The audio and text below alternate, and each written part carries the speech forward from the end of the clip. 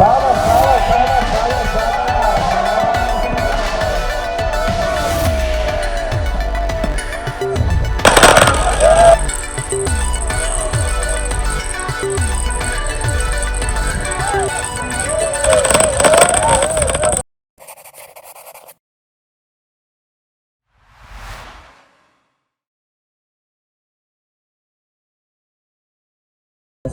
فعلی تخلص نکنیم یکی از بازیکنان سرسبیافتر فاریاب که ما با بسیار امکانات کم از میدان خاکی ولایت فاریاب آمدیم به سرسبز و این میدان سبز و این چمن سبز ما توانستیم عنوان قهرمانی را بگیریم. اما اگر برای ما امکاناتی را که در فاریاب مهیا کنند با این چمن سبز با سود استاندارد باشه تیم‌های استاندارد ما میتوانیم گپ‌های بسیار گفتنی برای در سطح ما نیز گپ برای گفتن داشته باشیم. بسم الله الرحمن الرحیم. اسم من محمد یاسین است، عضو تیم سرسبیافتر فاریاب.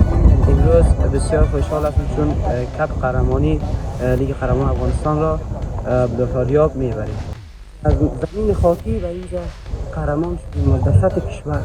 جای افتخار است. بازم افتخار قلم özbeklarga افتخار قلم مردم غیور فاریاب که به قهرمان لیده. جایزه بعدی انفرادی بهترین بازیکن هست. بهترین بازیکن